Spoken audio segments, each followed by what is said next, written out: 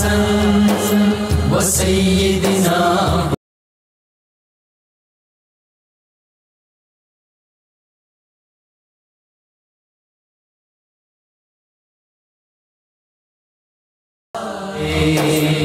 وعلى آله وصحبه وبارك وسلم. الحمدللہ رب العالمین والصلاة والسلام علی سید الانبیاء والمرسلین. اللہم صلی علی سیدنا و مولانا محمد وعلی آلہ واصحابہ وبارک وسلم وصلی علیہ. دنیا کے تمام دیکھنے والوں کو، تمام چاہنے والوں کو، تمام پیار کرنے والوں کو، اور جہاں جہاں تک اس وقت میری آواز کو سنا اور مجھے دیکھا جا رہا ہے، جنید اقبال کی جانب سے انتہائی محبت کے ساتھ السلام علیکم. ایک بار پھر ناظرین، آپ کو پر نور صبح نور کے ساتھ میں دل کی گہرائیوں سے خوش آمدید کہتا ہوں. آئیے بلا توقف چلیں گے حضرت ابو انیس محمد برکت علی علیہ رحمہ کی تالیف اسماء نبی کریم صلی اللہ علیہ وآلہ وسلم سے رسول اللہ صلی اللہ علیہ وآلہ وسلم کا ایک اسم مبارک پڑھنے اور سننے کی سعادت حاصل کرتے ہیں. سیدنا الشاکر صلی اللہ علیہ وآلہ وسلم، ہمارے سردار شکر ادا فرمانے والے. درود و سلام بھیجے اللہ آپ صلی اللہ علیہ وآلہ وسلم پر، آپ صلی اللہ علیہ وآلہ وسلم کے آل پاک پر اور صحابہ کرام رضوان اللہ تعالیٰ علیہم اجمعین پر.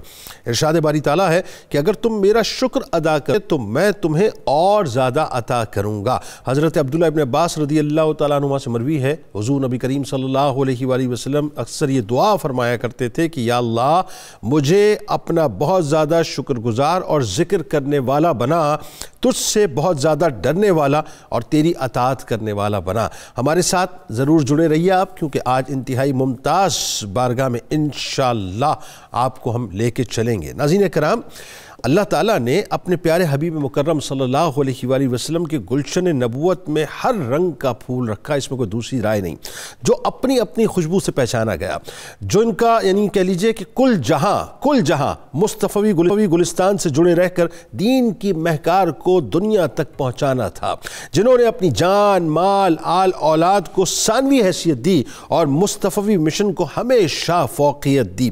پیارے حبیب مکرم صلی اللہ علیہ وآلہ وسلم کے انہی غلاموں میں ایک ہستی کا نام بھی سر فہرست نظر آتا ہے، جو مشہور صحابی رسول فاتح مصر حضرت سیدنا عمر بن عاص رضی اللہ تعالیٰ عنہ کے چھوٹے بھائی حضرت ہشام بن عاص رضی اللہ تعالیٰ عنہ ہے. کہ جب حضرت عمر بن عاص رضی اللہ تعالیٰ عنہ اسلام نہیں لائے تھے تو اس وقت حضرت ہشام رضی اللہ تعالیٰ عنہ کی پیشانی پر اسلام کا نور چمک رہا تھا، اور اس وقت انہیں غلامی رسول صلی اللہ علیہ وآلہ وسلم کا پٹا میسر آیا تھا. یہ وہ ہستی ہیں ناظرین جنہوں نے حضور نبی کریم صلی اللہ علیہ وآلہ وسلم کا مبارک زمانہ دیکھا، خلفائے راشدین کا مبارک زمانہ دیکھا، جن کی جانثاری و فداکاری دیدنی تھی صاحب، دیدنی تھی. اور کیا کمال لوگ تھے صاحب، کیا کمال لوگ تھے کہ فدا کا ابی و امی یا رسول اللہ صلی اللہ علیہ وآلہ وسلم کا اصل فلسفہ رہتی دنیا تک سمجھا کر چلے گئے. پیارے آقا کریم صلی اللہ علیہ وآلہ وسلم کے ساتھ غزوات میں شامل رہے اور عہد صحابہ میں بھی متعدد مہمات میں شامل ہو کر اپنا نام فدائیان اسلام کی فہرست کے اندر درج کروا دیا. یہ وہ خوش نصیب ترین ہستی ہیں جن کے علمی مقام کی بات کی جائے تو نمایاں نظر آتے ہیں، امت کی خیرخواہی کی بات کی جائے تو یہ ہستی اپنی پہچان آپ نظر آتے ہیں، شجاعت و بہادری کی بات کی جائے تو عظیم بہادر بلکہ اعلیٰ درجے کے شہ سوار اور بہت بڑے جنگجو نظر آتے ہیں. عشق رسول صلی اللہ علیہ وآلہ وسلم کی بات کی جائے تو اوائل دور میں اسلام قبول کر کے پیارے رسول کریم صلی اللہ علیہ وآلہ وسلم کے غلاموں کی صف میں کھڑے ہوئے نظر آتے ہیں.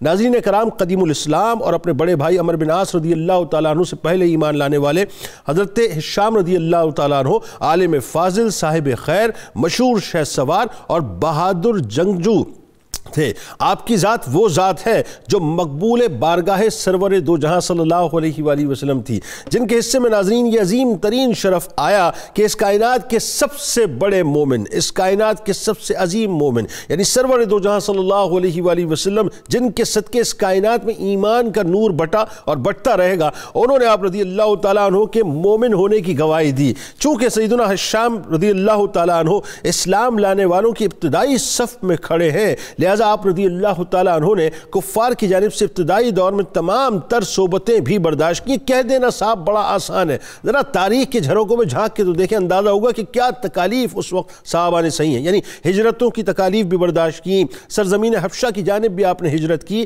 پھر محبوب کریم صلی اللہ علیہ وآلہ وسلم کے مبارک قدموں کی پیروی کرتے کرتے مدینہ پاک ہجرت کر کے یعنی اپنے تمام تر یوں کہہ لیجئے کہ رشتوں ناتوں کو ایک طرف رکھا اور سرکار کے رشتے کو ایک طرف رکھا۔ قید و بند کی صحبتیں بھی بڑی برداشت کی، مگر کیا کہیے صاحب ان نگاہوں کو جن میں رخ مصطفیٰ صلی اللہ علیہ وآلہ وسلم کی تابناکی ایسی سمائی ہوئی تھی، اور کیا کہیے اس قلب کو کہ جس میں صورت سرکار صلی اللہ علیہ وآلہ وسلم ایسی بسی ہوئی تھی، اور کیا کہیے اس وجود کو جو ہر لمحہ قدمین شریفین پر قربان ہونے کے لیے مچلتا تھا کہ کہیں غزوہ بدر ہے، غزوہ احد ہے، غزوہ خندق ہے۔ یہ بڑی بڑی مہمات تو ظاہر ہے دیگر صحابہ جو ہیں اس میں شامل ہوتے رہے، اور آپ چونکہ اس وقت ایام اسیری میں موجود تھے۔ البتہ خندق کے بعد جتنے مارکے پیش آئے سب میں آپ نے بہادری اور شجاعت کے انتہائی کمال جوہر دکھائے۔ حضرت ہشام بن عاص رضی اللہ تعالیٰ عنہ اس خاندان کے چشم و چراغ تھے جو سپہ سالاری کے یعنی یہ کہ عہدہ جلیل میں کامل تھے اور اپنی شجاعت میں بہت زیادہ ممتاز تھے، اسی لیے تلواروں کی چھاؤں میں بنیادی طور پر آپ کی پرورش ہوئی تھی۔ ناظرین کرام، حضرت ہشام بن عاص رضی اللہ تعالیٰ عنہ وہ بہادر اور نڈر محمدی سپاہی ہیں جن کی شجاعت و بہادری کا گواہ آج بھی اجنادین کا مقام ہے کہ جنگ اجنادین میں شاہ روم کی طاقتور حکومت کے خلاف مسلمانوں کی پہلی شاندار اور فیصلہ کن فتح تھی۔ اس سے پہلے عربوں اور رومیوں کے درمیان چند معمولی جھڑپیں ہوتی رہتی تھیں، جس کے بعد رومی پسپا ہو کر شام کے شمالی علاقے میں قلعہ بند ہو گئے تھے۔ مقام اجنادین پر جنگ کا میدان سجا تو شہادت کی خواہش دل میں لیے حضرت ہشام بن عاص رضی اللہ تعالیٰ عنہ اپنی فوج کا مورال بلند کرنے اور دشمنوں کو ٹھکانے لگانے کے لیے انتہائی بے خوفی اور بے جگری سے صاحب دشمنوں کی صف کو چیرتے ہوئے آگے بڑھتے چلے گئے۔ کئی رومیوں کا آپ نے واصل جہنم کیا، آخر بے جگری سے لڑتے لڑتے شہادت کے جام کو نوش کیا۔ اور عالم یہ تھا ناظرین کہ گھوڑوں کی ٹاپوں نے آپ کے جسم اتھر کو رون ڈالا تھا، یعنی آپ کا جسم مختلف حصوں میں تقسیم ہو چکا تھا، گوشت الگ ہو چکا تھا، ہڈیاں الگ ہو چکی تھیں، جن کو ان کے بھائی حضرت عمر بن عاص رضی اللہ تعالیٰ عنہ نے مجتمع کیا، یعنی ایک کھال کے اندر مجتمع کرنے کے بعد آپ کی تدفین ہوئی ہے۔ 70,000 رومی اس جنگ کے اندر واصل جہنم ہوئے تھے اور 450 شہادتیں ہوئی تھی۔ آغاز کرنے جا رہے ہیں صاحب، بہت کمال ہستی ہیں، ہمارے ساتھ جڑے رہیے اور ازم کی جو فلسفہ ہے صاحب اس کو ذرا سمجھنے کی کوشش کیجئے۔ 3 شخصیات ہمارے ساتھ موجود ہیں، یقیناً کسی تعارف کی محتاج نہیں۔ پہلی شخصیت ممتاز عالم دین ہے، ہمارے بزرگ ہیں، انتہائی قابل احترام ہے، ناسازی طبیعت کے باوجود بھی دین کے اور خیر کے اس کام کے لیے یہاں براہ راست صبح موجود ہیں، اور اس موسم کے اندر محترم جناب پروفیسر محمد سعید احمد خان صاحب موجود ہیں۔ دوسری شخصیت ممتاز عالم دین جناب علامہ محمد احمد برکاتی صاحب ہمارے ساتھ موجود ہیں۔ تیسری شخصیت ممتاز عالم دین جناب پروفیسر بشارت صدیق ہزاروی صاحب ہمارے ساتھ موجود ہے۔ تینوں احباب کو السلام علیکم، خوش آمدید، اور بہت میں شکر گزار ہوں آپ تینوں احباب کو۔ ظاہر ہے اس موسم میں نکل کے آنا، لیکن وہی بات ہے کہ نسبت اتنی بڑی ہوتی ہے، اللہ تعالیٰ آپ لوگوں کو جزائے جمیل عطا فرمائے۔ پروفیسر صاحب آپ سے بات کا آغاز کرتے ہیں۔ تعارف وہی بات ہے، ہم کیا پیش کریں، جن کا تعارف اللہ کے رسول پیش کریں، جن کا تعلق خود پروردگار قرآن پاک میں پیش کریں، اس تعارف میں حصہ ڈالتے ہیں حضرت ہشام بن عاص رضی اللہ تعالیٰ عنہ۔ اچھا، ان کے قبول اسلام کے بارے میں بھی بتائیے۔ پھر وہی بات ہے، یہ آج 1450 برس کے بعد ہم بیٹھ کے کہتے ہیں صاحب انہوں نے تکالیف اور صحبتیں برداشت کی، بتائیے تو صحیح کہ وہ تکالیف ہجرتوں کی کیا تھی، وہ اور کمال یہ اپنا قبیلہ، اپنا کنبہ، اپنے لوگ خلاف ہو جائیں، ایسے خلاف ہو جائیں کہ باقاعدہ جیل بند کر دیں، بتائیے ذرا۔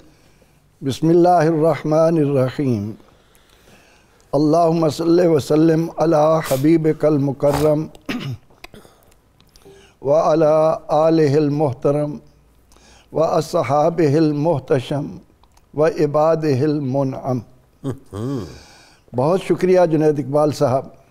آج ہم جن مقدس ہستیوں کا ذکر زبان پر لا رہے ہیں، قرآن حکیم کی اس آیہ کریمہ کی عملی تعبیر تھے۔ اللہ رب العزت نے فرمایا کہ ان اللہ اشتری من المؤمنین انفسہم واموالہم بان لہم الجنہ۔ اللہ اکبر۔ اللہ نے جنت کے بدلے ان کی جان اور ان کے مال خرید لیے ہیں۔ اللہ نے خرید اللہ نے خرید لیے ہیں۔ قرآن کریم میں اس کا اللہ تعالیٰ نے اعلان کر دیا۔ نبی اکرم رحمت عالم صلی اللہ علیہ وسلم نے فرمایا کہ الجنت تحت ظلال السیوف، جنت تلواروں کے سائے میں ہے۔ ہائے ہائے، یہی بات سمجھ نہیں آ رہی آج۔ ان باتوں کو سامنے رکھ کر اس قدسی جماعت نے اسلام کی عظمت کو دوبالا کرنے، اسلام کو کائنات کے کونے کونے میں پہنچانے کے لیے جو خدمات سر انجام دیں، ان کو نذران عقیدت پیش کرتے ہوئے اقبال نے کہا کہ غرض میں کیا کہوں تجھ سے کہ وہ صحرا نشیں کیا تھے، جہاں گیر و جہاں دار و جہاں بان و جہاں آرا۔ کیا کہنے سبحان۔ اگر چاہوں نقشہ کھینچ کر الفاظ میں رکھ دوں، مگر تیرے تخیل سے فزوں تر ہے یہ نظارہ۔ کیا کہنے واہ واہ۔ ہم کون؟ ہم تو ان کا نام لے کر سعادت مندوں میں اپنا نام لکھوانے کی کوشش کرتے ہیں۔ بے شک۔ ان پاک بعد لوگوں میں سیدنا حضرت ہشام بن العاص بن وائل بن ہاشم بن سعید بن سہم، قبیلہ بنو سہم کا یہ فرد ہے۔ ٹھیک۔ آپ نے ذکر کیا کہ اس قبیلے کو مکہ کی سپہ سالاری کا اعزاز حاصل تھا۔ ایسے ہی۔ اب حضرت ہشام بن عاص رضی اللہ عنہ، ان کے والد، ان کا طریقہ کار جب قرآن کریم کی روشنی میں ہمارے سامنے آتا ہے تو وہاں یہ تعجب ہوتا ہے کہ اس خان وادے میں سیدنا ہشام بن العاص رضی اللہ عنہ کا ایمان قبول کرنا، اور وہ بھی عمر بن العاص سے پہلے۔ مطالعہ رکھنے والے سیدنا عمر بن العاص کو تو خوب جانتے ہیں، بالکل ٹھیک ہے، لیکن قدیم الاسلام ہیں، ہجرتوں سے پہلے ایمان لا چکے ہیں اور ہجرت حبشہ میں شامل تھے۔ نہیں، کمال یہ نا، آپ کی بات کٹتی ہے معذرت کے ساتھ، کہ وہ پہلے اسلام لانا اور چھوٹے بھائی ہونے کی، مطلب ظاہر اسٹیٹس تو چھوٹے بھائی کا ہے نا، زیادہ مشکل ترین تھا، بہت مشکل ترین۔ عاص بن وائل جیسا مطلب شخص جو ہے، مطلب سوچی اس کی موجودگی میں ایمان قرآن کریم کی روشنی میں جب ہم عاص بن وائل کا مطالعہ کرتے ہیں تو اسلام کے ساتھ اتنی سخت دشمنی رکھنے والا شاید ہی کوئی اور شخص ہمارے سامنے آئے، لیکن اس گھر میں اس سعادت مند بیٹے کا اسلام قبول کر کے آقا علیہ السلام کے قدموں سے وابستہ ہو جانا اور پھر اس کے لیے جان، مال اور وطن ہر چیز کو قربان کر دینا، یہ ایک اعزاز ہے جو قیامت تک آنے والے اہل ایمان کو بتاتا رہے گا کہ یہ شہادت گہے الفت میں قدم رکھنا ہے۔ لوگ آسان سمجھتے ہیں مسلمان ہونا، ہم تو نام کے مسلمان ہیں۔ ہم ان پاک لوگوں کا مطالعہ اس لیے کرتے ہیں کہ قرآن نے کہا کہ اذا قیل لہم آمنوا کما آمن الناس، مومن وہ ہیں جو ان کی طرح ایمان لائیں گے۔ اللہ نے جن کو ایمان کی کسوٹی بنا کر کائنات کے سامنے رکھ دیا، ان میں سے حضرت ہشام بن عاص رضی اللہ تعالی عنہ وہ چمکتا ستارہ ہیں کہ آپ ناچاری کی حالت میں حبشہ چلے تو گئے، لیکن جو ہی آپ کو پتہ چلا کہ رسول اکرم رحمت عالم صلی اللہ علیہ وسلم ہجرت فرما کر مدینہ منورہ تشریف لے گئے تو پھر دل مچلا کہ اب دوری نہیں ہونی چاہیے۔ فوراً آئے اور ہجرت کا سامان اکٹھا کیا۔ حضرت عمر ابن خطاب، حضرت عیاش بن ہاشم، حضرت ابان اور حضرت عاص بن وائل، چاروں نے اکٹھے جانا تھا۔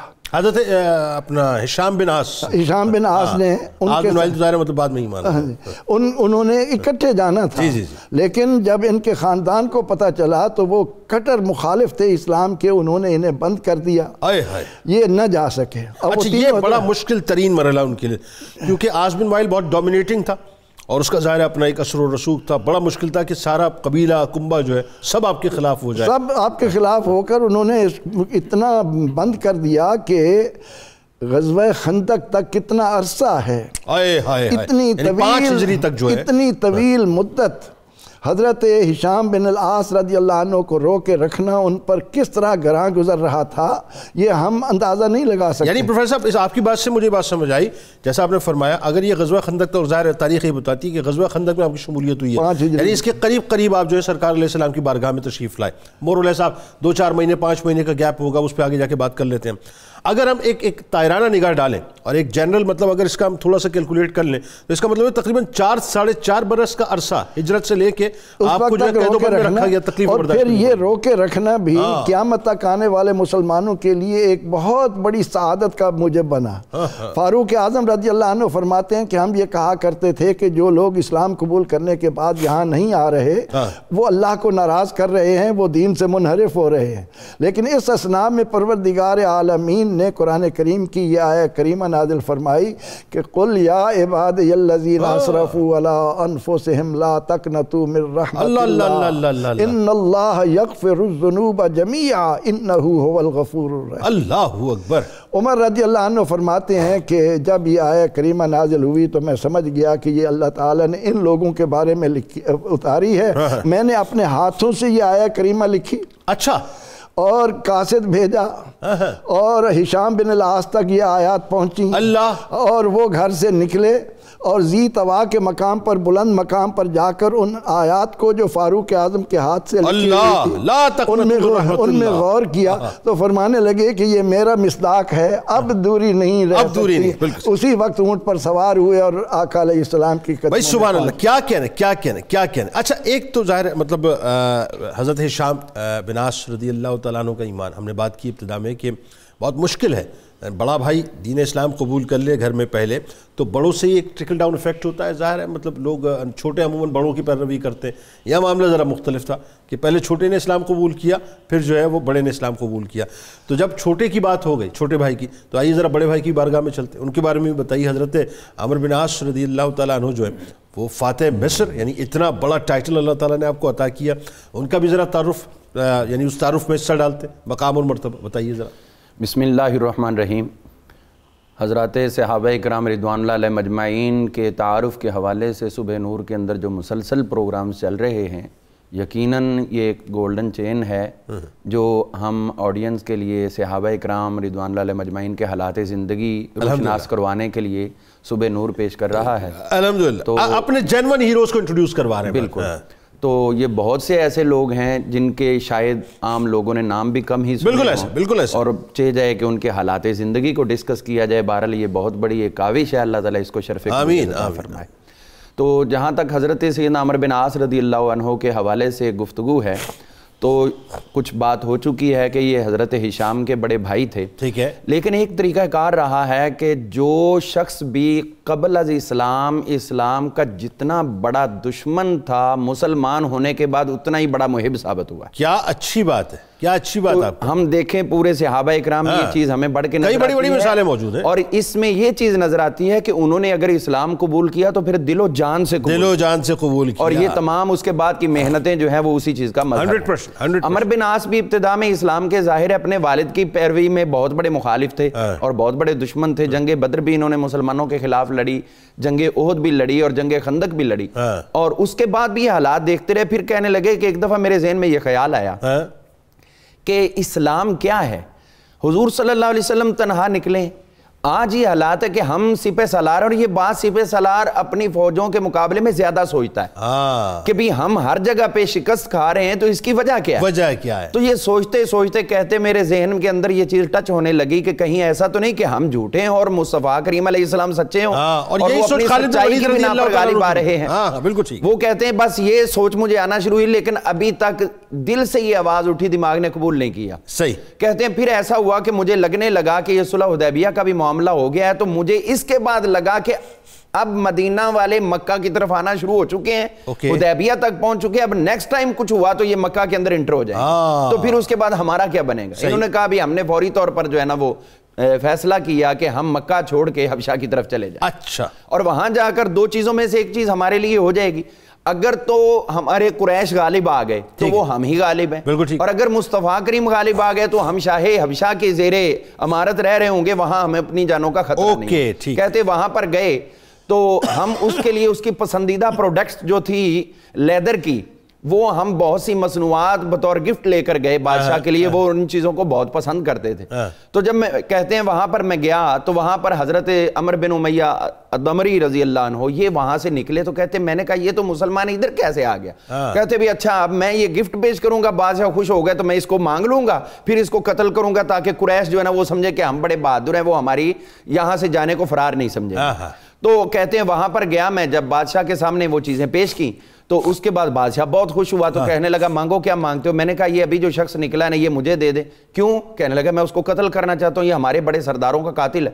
کہتے ہیں کہ بادشاہ نے زور سے مکہ رسید کیا میرے چہرے پہ. اچھا. حالانکہ بادشاہ بذات خود ایسا ریئیکٹ نہیں کرتے, جلاد رکھے ہوتے ہیں, لیکن اس نے بذات خود زور سے مکہ مارا اور کہتے ہیں میرے منہ سے خون نکلنا شروع ہو گیا. میں حیرت میں پڑ گیا. انہوں نے کہا تجھے شرم نہیں آتی؟ یہ اس ہستی کے نمائندہ بن کے آئے ہیں جن کے پاس وہ فرشتہ آتا ہے, ناموس اکبر آتا ہے, جو حضرت موسیٰ علیہ السلام کے پاس بھی آتا رہا, جو حضرت عیسیٰ علیہ السلام کے پاس بھی آتا ہے. کہتے ہیں میں بہت پریشان ہو گیا, بھی ادھر تو معاملہ ہی سارا الٹ ہو گیا, میرے گفٹ بھی سارے بیکار گئے. خیر اس کے بعد میں نے معذرت کی اور اس کے بعد وہ پھر کہتے کہ یہ وہ ٹرننگ پوائنٹ تھا کہ میرے دل کے اندر اسلام گھر کر گیا, اور میں نے اسی وقت جو ہے وہ حبشہ کے شاہ کے ہاتھ پر اسلام قبول کر لیا. اچھا, آپ کی قبولیت اسلام جو شاہ حبشہ کے دست مبارک میں. ہاں جی. اس کے بعد پھر واپس آئے, کہتے پھر مدینہ منورہ گیا. جب حضرت خالد بن ولید رضی اللہ عنہ اور حضرت عثمان بن ابی طلحہ جو اس وقت خانہ کعبہ کے کنجی بردار تھے, یہ کفل بردار, یہ سب دونوں جا رہے تھے, تو ساتھ میں یہ بھی ایڈ ہوئے, حضور کی خدمت میں گئے. تو کتنا بڑا خراج تحسین میرے مصطفیٰ نے عطا کیا. آپ نے فرمایا تمہیں مبارک ہو, آج مکہ نے اپنے جگر کے ٹکڑے. یہ تو کمال جملہ. یہ ہے ماہ سفر کی بات. اس کے بعد ہم دیکھتے ہیں کہ صرف 3 ماہ درمیان میں گزرے, اور 3 ماہ کے بعد مصطفیٰ کریم علیہ السلام نے ذات السلاسل کے سریہ کے لیے ان کو امیر نامزد کر دیا.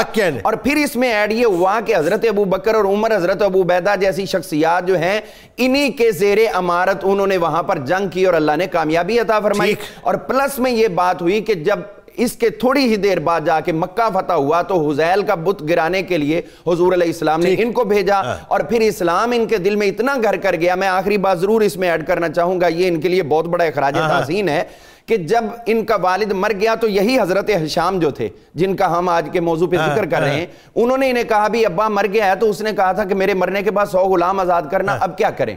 تو انہوں نے کہا 50 تمہارے ذمہ 50 میرے ذمہ. تو عمر کہنے لگے اب وہ بات نہیں ہوگی, اب باپ کی بات نہیں ہوگی, اب ہم غلام مصطفیٰ ہیں, باپ کی فرما برداری نہیں کریں گے, حضور کی خدمت میں جاتے ہیں, اگر منع کریں گے تو رک جائیں گے, حکم دے ہم آزاد کریں گے, باپ کی نہیں مانیں گے, مصطفیٰ کی مانیں گے. اور وہاں پر جا کر حضور علیہ السلام نے فرما دیا کہ وہ تو کافر مرا تھا, لو کان مسلمن فَأَعْتَقْتُمْ عَنْهُ او تَصَدَّقْتُمْ عَنْهُ او حَجَجْتُمْ عَنْهُ فَبَلَغَهُ ذَلِكَ, اگر وہ میرا غلام بن کے مرتا تو پھر تم اس کی طرف سے غلام بھی آزاد کرتے, صدقہ و خیرات بھی کرتے, نفلی حج بھی کرتے, سب کا سب ثواب اس تک پہنچ جاتا بشرطے کہ میرا غلام. بالکل, یہ بالکل اسی طرح کی بات ہے نا کہ حضرت عدی رضی اللہ تعالیٰ عنہ نے جب اپنے والد گرامی اور حاتم طائی کے بارے میں جب سوال کیا تھا, تو ظاہر ہے کہ وہ صدقات خیرات یہ وہ بلا بلا جو کچھ بھی مطلب کیا کر چیریٹی وغیرہ, تو ظاہر ہے چونکہ ایمان نہیں لاتے, سرکار نے فرمایا جو دنیا میں کیا دنیا میں ان کو مطلب ملے گا, آخرت میں کوئی حصہ نہیں.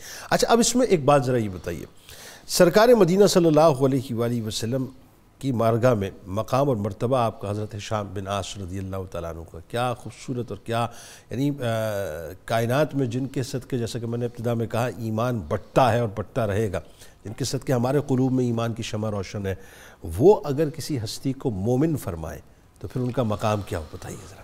بسم اللہ الرحمن الرحیم والصلاة والسلام علی سید الانبیاء والمرسلین. جنید بھائی, نبی اکرم صلی اللہ علیہ وآلہ وسلم کے ارشاد گرامی ہے, فرمایا ان اللہ اختارنی واختار لی اصحابی, اللہ تعالیٰ نے اپنے لیے مجھے چنا اور میرے لیے میرے صحابہ کو چنا. سبحان.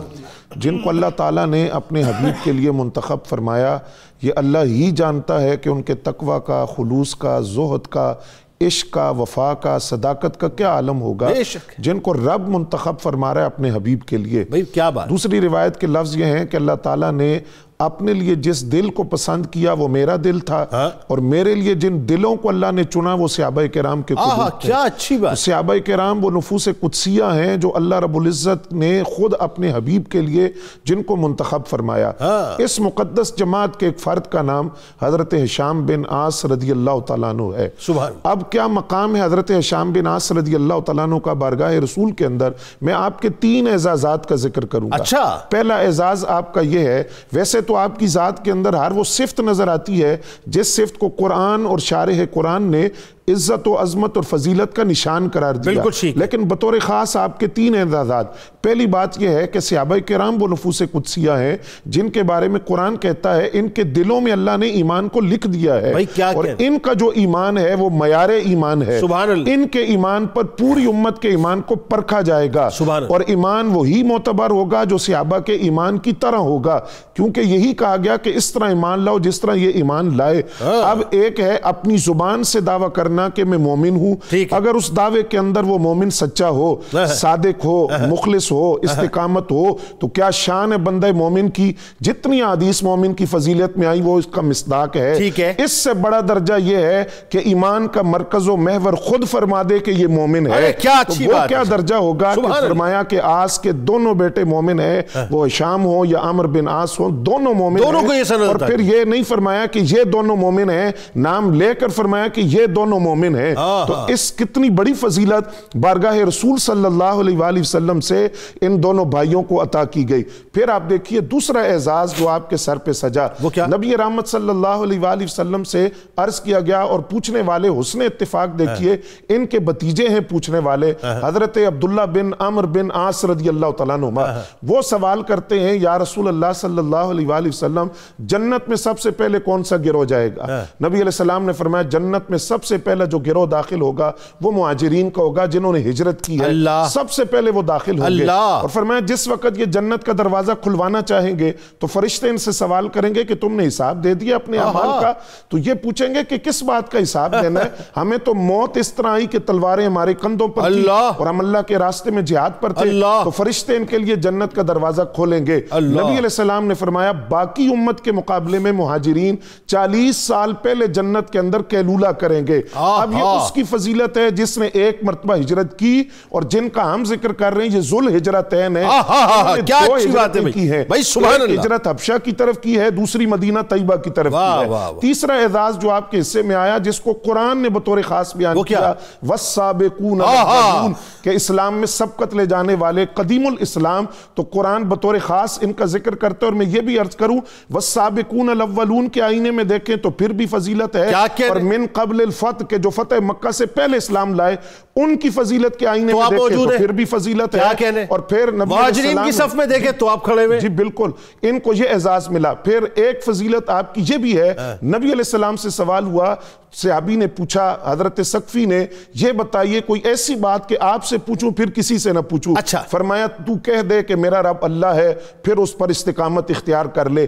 یہ استقامت ہمیں حضرت ہشام بن عاص کی ذات میں نظر آتی ہے، 6-7 سال قید و بند کی صعوبتیں برداشت کی، اور ان 33 افراد کے اندر ہیں جنہوں نے اسلام کے ابتدائی 2.5-3 سالوں کے اندر کلمہ پڑھا، اور اس کے بعد مشرکین کے غیظ و غضب کا آتش فشاں پھٹا تو اس کے اثرات اس پر بھی پڑے، لیکن ان الذین قالوا ربنا اللہ ثم استقاموا تتنزل علیہم الملائکہ اس آیت کا مصداق بن کر یہ ڈٹے رہے۔ اور آخری بات اختصار سے میں یہ عرض کروں جنید بھائی کہ جو سورہ کوثر کے ذریعے ابتر کا تانا دینے والوں کو جواب دیا گیا تھا، اس جواب کے اندر حضرت ہشام بن عاص بھی شامل ہے۔ یہ ان کا اعزاز ہے، وہ اس طرح کہ یہ 4 لوگ تھے جنہوں نے تانا دیا، عاص بن وائل تھا، عقبہ بن ابی معیط تھا، ابو جہل تھا، اور قعب بن اشرف تھا۔ ابو جہل کے ایک بیٹے وہ اسلام لائے، اور قعب بن اشرف کی اولاد نہیں تھی۔ عقبہ بن ابی معیط کے 3 بیٹوں 3 مسلمان ہو گئے، اور یہاں عاص بن وائل کے دونوں بیٹے دونوں مسلمان ہوئے۔ تو کوثر کے ذریعے جو جواب دیا گیا ابتر کا تانا دینے والوں کو، اس میں حضرت ہشام بن عاص۔ بھائی کیا خوبصورت گفتگو آپ تینوں نے فرمائی، اللہ آپ کو جزائے جمیل عطا فرمائے۔ سرکار کی بارگاہ میں درود پاک پیش کیجئے صاحب، اور میرے سرکار پہ میں، میری آل اولاد، میری نسلیں قربان ہو جائیں، ہم سب قربان ہو جائیں صاحب، کہ کیا سائیکولوجیکل کنسٹرکشن سرکار علیہ السلام نے فرمائی ہے ان ہستیوں کی۔ آپ دیکھیے کہ یہ چلتی پھرتی فداکاری کی تصویریں صاحب، چلتی پھرتی جانثاری کی تصویریں۔ آپ یہ دیکھیے کہ جن کو غرض ہی نہیں ہے کہ دنیا میں کیا ہو رہا ہے، ان کو تو صرف رخ مصطفیٰ سے غرض ہے کہ میرے سرکار علیہ السلام جو ہیں ان کے ابرو کیا اشارہ کرتے ہیں۔ آئیے سرکار کی بارگاہ میں درود پاک کا نذرانہ پیش کرتے ہیں، لوٹ کے آپ کو بتلائیں گے آپ کی شجاعت، آپ کی بہادری، اور آپ نے ہمارے ساتھ جڑے رہنا ہے، کیونکہ آخر میں آج جنگ اجنادین کا ذکر ہوگا، جس جنگ میں آپ نے شہادت اختیار کی ہے۔ یہ کوئی عام بات نہیں تھی صاحب، یوں کہہ لیجئے کہ رومن امپائر کی بہت مضبوط ترین دیوار میں جو پہلا ہتھوڑا تھا وہ جنگ اجنادین کی صورت میں تھا۔ سرکار کی بارگاہ میں درود پاک۔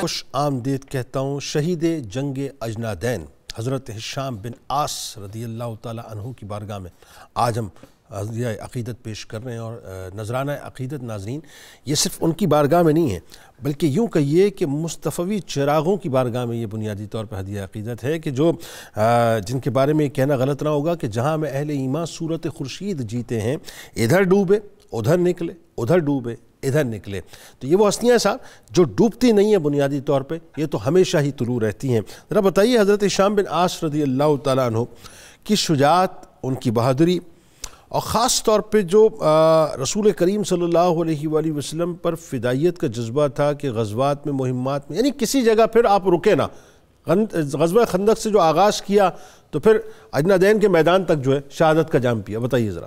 سیدنا حضرت ہشام بن العاص رضی اللہ تعالیٰ عنہ اس مقدس جماعت کا فرد ہے کہ جس کا ایک ایک فرد جب میدان جہاد میں اسلام اور ایمان کی عظمت کے لیے اپنی جان کا نذرانہ پیش کرتا تھا تو اس کی زبان پر بے ساختہ آتا تھا فزت برب کعبہ۔ اللہ اکبر۔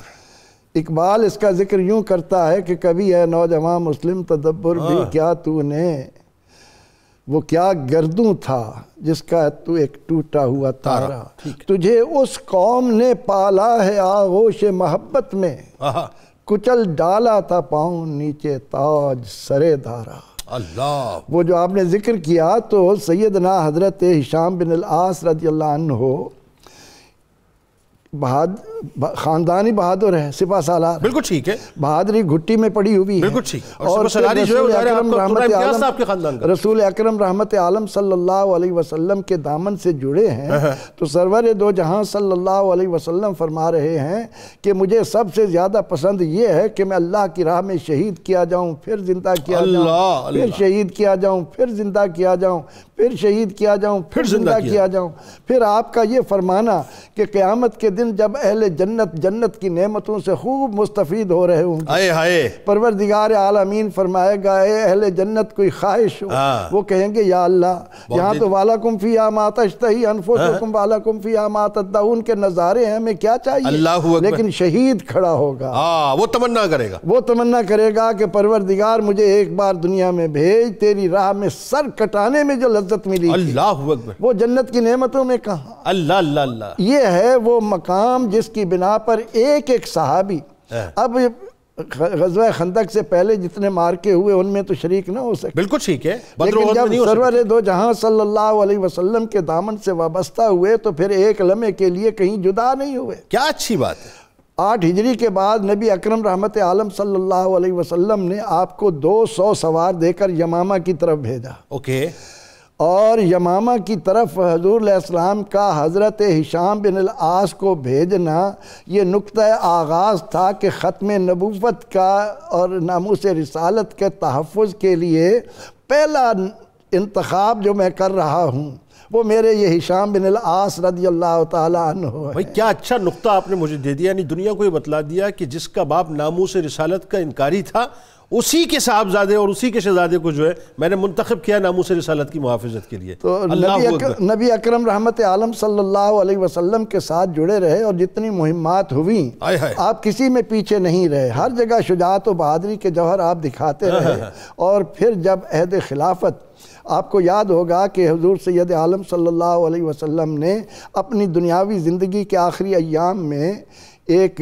لشکر روانہ کیا تھا، اور اسامہ بن زید رضی اللہ عنہ کا لشکر اسامہ کہتے ہیں، لیکن وہ آپ کے وصال مبارک کی خبر سن کر جب واپس آ گیا تو سیدنا صدیق اکبر رضی اللہ عنہ نے فوراً اس لشکر کو تیار کر کے ادھر روانہ کیا، کیونکہ غزوہ موتا کے موقع پر حضرت جعفر کی عظمت اللہ اکبر آسمان پر اڑتے ہوئے دیکھنا، بالکل ایسا صحابہ کے سامنے تھا کہ اگر کوئی صحابی غسل کرنا بھول گئے ہیں، شہید ہو گئے ہیں تو ان کو آسمانوں پر غسل دیا جا رہا ہے، اللہ اکبر، حضرت حنظلہ غسیل الملائکہ۔ تو اس عظمت کو سامنے رکھ کر صدیق اکبر رضی اللہ عنہ کے دور میں یہ فتوحات کا سلسلہ شروع ہوا ملک شام کی طرف، ٹھیک ہے، کیونکہ حضرت اسامہ لشکر لے کر ادھر ہی جا رہے تھے، بالکل ٹھیک، وہ سارا وہ تمام جو سرحدیں تھیں جہاں پہ خطرہ تھا ان کو بھی ظاہر مطلب محفوظ کرنا. غزوہ تبوک اسی سلسلے کی ایک کڑی تھی. بالکل ٹھیک ہے. تو سیدنا حضرت ہشام بن العاص رضی اللہ تعالی عنہ، صدیق اکبر رضی اللہ عنہ کی جتنی مہمات، جو ذمہ داریاں آپ کو دی گئیں، آپ نے بڑی جرأت و استقلال اور ہمت اور بہادری کے ساتھ، حوصلے کے ساتھ ان کو اس طرح سے انجام دیا. اور آج جب ہم حضرت ہشام بن العاص رضی اللہ تعالی عنہ کو سامنے لاتے ہیں تو ہمارے دلوں میں جو چیز جنم لیتی ہے وہ یہ کہ اسلام اور ایمان اللہ کا انسانیت کے لیے وہ خوبصورت نظام ہے جس میں سلامتی اور امن کے سوا کچھ ہے ہی نہیں. ایسا ہی ہے. یہ نہیں ہے کہ یہ اسلام جو ہے تلوار کے ساتھ اور جنگوں کے ساتھ پھیلا ہے، بلکہ یہ تو ضرورت اس لیے پیش آئی کہ جس قدرت نے تمہیں آکسیجن دی ہے، جس قدرت نے تمہیں آسمان سے پانی دیا ہے، جس قدرت نے تمہیں اپنے سورج کی حرارت سے پکا کر غلے دیے ہیں، ان کے مقابل کھڑے ہو کر راستہ روکنا، اور پھر صرف راستہ ہی نہیں روکنا، نام لینے والوں کو مٹانے کے لیے وجود میں آنا، اس بنا پر سیدنا حضرت ہشام بن العاص رضی اللہ عنہ اس جماعت کا مقدس فرد ہیں جنہوں نے اپنی زندگیاں اسلام کی عظمت کے لیے وقف کر دی، اور خون کا آخری قطرہ تک اسلام کی عظمت کو بچانے کے لیے. اس میں کوئی دوسری رائے اس لیے بھی نہیں ہے کہ آپ یہ دیکھیے کہ ان کا جو شہادت کا منظر نامہ ہے وہ اتنا دل سوز ہے، اتنا دل سوز ہے. میں نے جب ابتدا میں بات کی تھی، یہ کہہ دینا بڑا آسان ہے صاحب، لیکن اس کو جا کے آگے ذرا گفتگو میں ہم لے کے آئیں گے، وہ بیان سے باہر، بیان سے اس سے پہلے. لیکن آپ دیکھیے کہ جب ظاہر ہے وہی بات ہے کہ تاج غلامی مصطفیٰ صلی اللہ علیہ وآلہ وسلم جب سر اقدس پہ سج گیا تو پھر جو آپ کا معتبر ہونا جو کسی اور حوالے سے ٹھہر گیا. پھر امیر المومنین حضرت صدیق اکبر رضی اللہ تعالیٰ عنہ جب آپ کو باقاعدہ اپنے دور میں ملک روم کی طرف جو اپنا قاصد بنا کے بھیجتے ہیں، یہ بہت بڑی بات ہے کہ یعنی آپ سفیر اسلام بن کے بنیادی طور پہ قاصد بن کے گئے تھے، اور ریپرزنٹیشن پوری یوں کہہ لیجئے کہ ریاست مدینہ کی آپ وہاں پر کر رہے تھے، ہرکل کے پاس، جسے ہرکولس کہا جاتا ہے. تو اس سے آپ کا ایک مکالمہ ہوا، تو وہ مکالمہ، وہ ڈائلاگ کیا تھا ذرا بتائیے. یہ ایک عام طور پر انسان کے اندر کچھ خوبیاں ہوتی ہیں، لیکن جو خوبی غالب آ جائے تو پھر وہ اس کی پوری زندگی کو گھیرے ہوئے ہوتے ہیں. تو اسی طرح اگر کسی کی طبیعت جنگ جویانہ ہے تو پھر اس کے بعد وہ امن کی گفتگو کی طرف کم جاتا ہے. لیکن حضرت ہشام رضی اللہ عنہ وہ عظیم المرتبت ہستی ہیں کہ جو ایک طرف اگر ماہر جنگجو تھے اور بہادر تھے اور میدان جنگ کے تمام نشیب و فراز کو بخوبی جانتے تھے، تو دوسری طرف نازک ترین مرحلہ آداب سفارتکاری سے بھی پورے واقع. واہ کیا اچھا، یعنی تدبر، فہم و فراست جو ہے، حکمت آپ کے وجود میں موجود تھی. بالکل ٹھیک. تو اسی چیز کو دیکھتے ہوئے ایک اہم ترین مرحلہ جو حضرت سیدنا ابوبکر صدیق رضی اللہ تعالیٰ عنہ آپ نے شاہ روم کی طرف سفارت کے لیے بھیجا، ٹھیک ہے، ان کے ساتھ 2 ساتھی اور ان کی قیادت میں روانہ کیے. اب دیکھیے کہ اس وقت ایک بہت بڑی ٹکر ہو رہی تھی، لیکن اس اہم ترین مرحلے کے لیے جس کو آپ نے مناسب سمجھا کہ یہ اچھی گفتگو کر سکتے ہیں، حضرت سیدنا ابوبکر صدیق رضی اللہ تعالیٰ عنہ کی نگاہ انتخاب حضرت ہشام رضی اللہ عنہ پر. بڑا یہ اہم نقطہ ہی ہے. تو اب حضرت ہشام رضی اللہ عنہ وہاں پر گئے. اب سفیر کے لیے ایک بات یہ ہوتی ہے کہ وہ وہاں سے مرعوب ہو کے آتا ہے یا مرعوب کر کے آتا ہے. Very good. تو یہاں پہ ہم دیکھتے ہیں کہ حضرت ہشام رضی اللہ تعالیٰ عنہ قطعاً بھی مرعوب ہونے والوں میں سے نہیں ہے، بلکہ مرعوب کرنے والوں میں سے نظر آئے. آپ جب اس کے دربار میں پہنچے، کہتے ایک تو انہوں نے اٹریکشن کے لیے ہر طرف جو ہے نا وہ سرخ رنگ کا استعمال کیا ہوا، ٹھیک ہے، پردے لٹکے ہوئے ہیں اس کے محل کے اندر، وہ بھی سرخ رنگ کے، جو پینٹ کیا ہوا ہے وہ بھی سرخ ہے، ایون کہ اس نے خود جو لباس پہنا ہوا ہے وہ بھی سرخ رنگ کا تھا. اور یہ کیوں ہے؟ وہ دکھانا چاہتا ہے کہ ہم مسلمانوں کا خون اس طرح بہائیں گے سرخی کی طرف. اصل میں یہ پوری اس نے جو یہاں پہ صورتحال کریٹ کی ہے وہ مرعوب کرنے کے لیے، مسلمانوں کا خون بہانے کے لیے. یعنی دوسرے لفظوں میں آپ کی بات سے سمجھا کہ اس نے اس رنگ کو سمبولک رکھا تھا بنیادی طور پر. بالکل ہاں، سمبولک رکھا. اب دیکھیے کہ جیسے ہی یہ انٹر ہوئے اس کے محل میں، اب مرعوب ہوتے ہیں کہ کرتے ہیں. آپ اس طرح گئے جس طرح ایک بہادر اور انتہائی قوت والا شخص جاتا ہے. جو اس کے مروجہ آداب سفارتکاری تھے ان کو پہلے بتائے گئے تھے، آپ نے ان کو بالکل فالو نہیں کیا، اور جا کے سیدھے جب اس کے ساتھ کلام شروع کیا تو وہ حیرت میں پڑ گیا. بھی یہ عام سے بندے ہیں اور آئے میرے پاس اور اتنا بڑا میں بادشاہ ہوں, ایک پورے بر اعظم پہ میری حکومت ہے, اور یہ اس طرح پورے جناب سینہ تان کے کھڑے ہوئے. تو کہنے لگا کہ آپ نے مجھے میرے ماحول کے مطابق کیوں نہیں آداب عرض کیے؟ تو آپ کہنے لگے کہ تمہارے آداب ہمیں قبول نہیں ہے کیونکہ ہمارے آداب تمہیں قبول نہیں ہے. تو وہ کہنے لگے تمہارے آداب کیا؟ انہوں نے کہا ہمارے آداب یہ ہے کہ ہم اپنے بڑے کے پاس جب جاتے ہیں تو اس کو سلام بلاتے ہیں, السلام علیکم, زیادہ بیٹھے تو السلام علیکم ورحمۃ اللہ وبرکاتہ کہتے ہیں. یہ انہوں نے کہا یہ آپ اپنے نبی کو بھی کہتے ہیں؟ انہوں نے کہا نبی کو بھی کہتے ہیں. وہ جواب میں کیا کہتے ہیں؟ انہوں نے کہا یہی جواب وہ ہمیں لوٹا دیتے ہیں, وعلیکم السلام ورحمۃ اللہ وبرکاتہ. تو وہ اس بات پہ بھی حیرت میں پڑ گئے. اس کا مطلب ہے کہ ایک نبی ہو اور ایک امتی ہو, ان کے درمیان اتنا ڈیفرنس نہیں رکھا گیا, نبی نے ان کو اتنی اپنائیت عطا کر دی, اور ایک میں ہوں کہ عام بادشاہ ہوں اور اپنی رعایا کے درمیان اتنا بڑا تفاوت رکھتا ہوں. اچھا, پھر وہ ایکسپیکٹ بھی یہ کر رہا تھا کہ اسی انداز سے میرے پروٹوکول کا خیال رکھیں گے جس طرح سے میرے دربار میں. تو اب یہ بتا دیا ہم مرعوب ہونے والوں میں سے نہیں. اب اس نے کچھ گفتگو کی, پھر ان کو ٹھہرایا. اس کے بعد یہ ہوا کہ اس نے ایک ماڈل منگوایا, بہت بڑا ماڈل تیار کیا ہوا تھا جو محلات کی صورت میں تھا, اور وہ اصل میں اس کے اندر اس نے وہ کھانے بنائے ہوئے تھے اور بظاہر وہ اس طرح ایک محل کا تھا. تو یہ گئے, جب اس کے پاس وہ پوری دعوت اسلام دی ہے تو اس نے کہا کہ میں پہلے تو یہ سمجھنا چاہوں گا کہ جس نبی کا تم آئے ہو پیغام لے کر, وہ نبی تھے کیسے, آیا وہ واقعی نبی ہے یا نہیں ہے, ماننا یا نہ ماننا یہ بات کی بات ہے, پہلے تصدیق کر لیں. تو اس نے ایک دروازہ کھولا, اس میں سے ایک شبیہ پڑی ہوئی تھی, تصویر تھی, وہ نکالی اور کہنے لگا یہ نبی ہیں؟ نہیں. انہوں نے کہا یہ ہو بھی نہیں سکتے کیونکہ یہ حضرت آدم علیہ السلام کی شبیہ. دوسری نکالی, یہ بھی نہیں ہے. تیسری, چوتھی, پانچویں, چھٹی, اور آخر میں جب مختلف انبیاء کی اس نے صورتیں دکھائی. اب جب آخر میں حضور صلی اللہ تعالی علیہ وآلہ وسلم کی شبیہ مبارک آئی تو آپ نے دیکھتے کہا ہاں یہ ہے ہمارے رسول اللہ صلی اللہ علیہ وسلم. اور آقا کا چونکہ ابھی تازہ وصال ہوا تھا تو وہ کیفیت سامنے جب آپ کی شبیہ مبارک آئی تو انتہائی رکت طاری ہوگی آپ پہ, اور آپ کی آنکھوں سے جو آنسوں کا سیل رواں ہو گیا. تو اب اس نے دیکھا, کہتا ہے یہ اپنے نبی سے اتنی محبت کر رہے ہیں. تو پھر آپ نے پوچھا یہ تمہارے پاس آئی کہاں سے؟ انہوں نے کہا یہ حضرت آدم علیہ السلام نے جب اللہ کے حضور عرض کیا تھا یا اللہ میری اولاد میں سے جو انبیاء آنے ذرا ان کی شبیہ مجھے دکھا دے, تو اللہ تعالیٰ نے یہ تصویر عطا فرمائی. یہ اس وقت کی تصویر ہے. اور اس کے بعد یہ ان کو اللہ تعالیٰ نے محو کر دیا حضرت ذوالقرنین ان کے دور مقدس کے اندر. جب وہ مقام غروب شمس تک پہنچے تو وہاں پر جا کر اللہ تعالیٰ نے ان کو عطا کی جو انہوں نے دیکھ کر حضرت سیدنا دانیال علیہ السلام تک پہنچائی, اور اس کے بعد یہ چلتی ہوئی آئی. یعنی یہ ٹریول کرتے کرتے ہرکل کے پاس پہنچی. اب یہاں سے جب واپسی ہوئی ہے, اس نے اسلام تو قبول نہ کیا.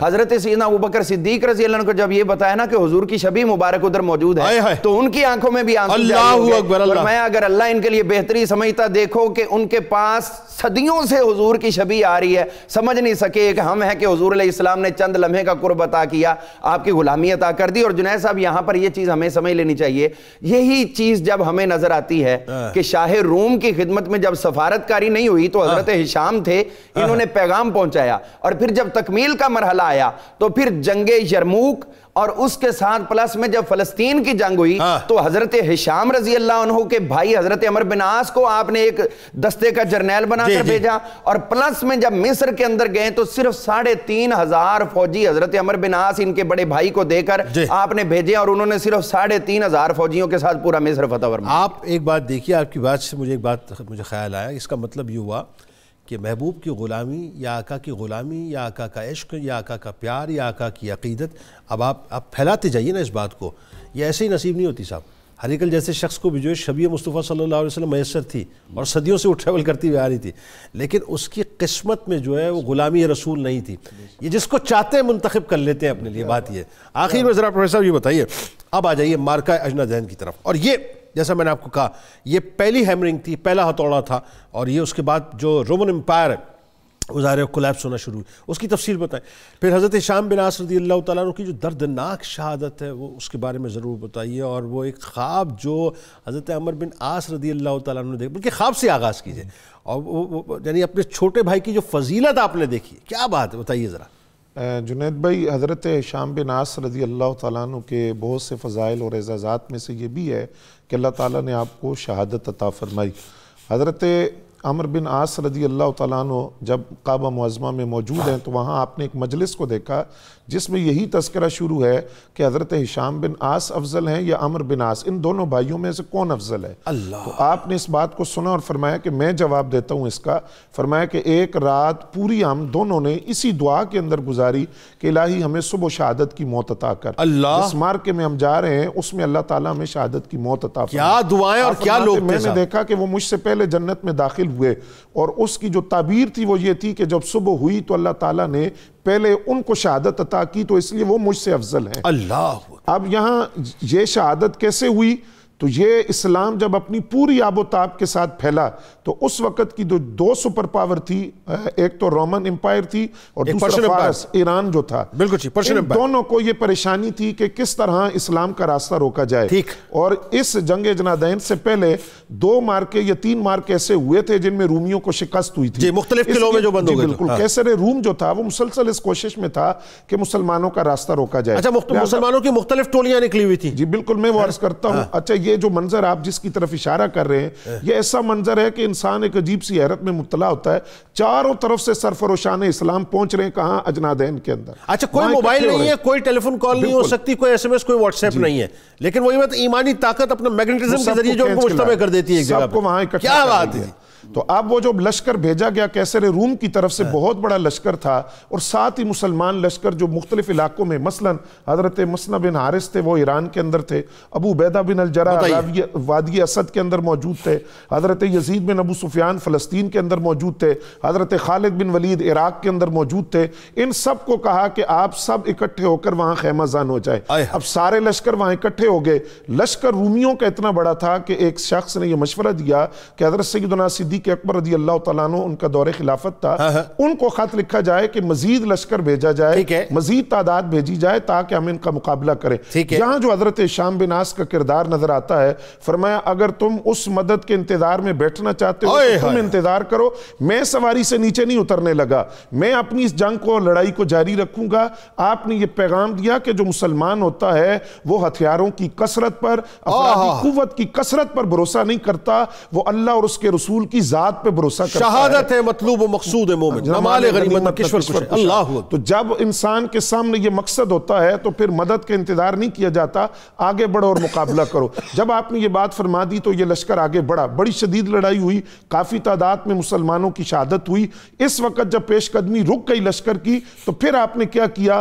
اپنے سر سے جو حفاظتی ٹوپی تھی اس کو اتار کے پھینک دیا، خود جو تھا اس کو اتار کر پھینکا اور صحابہ کرام سے فرمایا کہ تم اس طرح کرو جس طرح میں کرتا ہوں. اچھا، یہ جو لفظ ہے نا، یہاں سے یہ بات سمجھ آتی ہے نبی علیہ السلام نے ان کی کنیت کو تبدیل کیا تھا. ابو عاص سے ان کی کنیت کو ابو مطیع ان کی کنیت رکھی تھی. اب یہ جملہ اس کے ساتھ ملا لیں کہ تم وہ کرو جو میں کر رہا ہوں، میرے پیچھے آؤ. اچھا، فرمانبرداری، میری فرمانبرداری کرو، میرے ساتھ آؤ، جو میں کرتا ہوں تم کرو.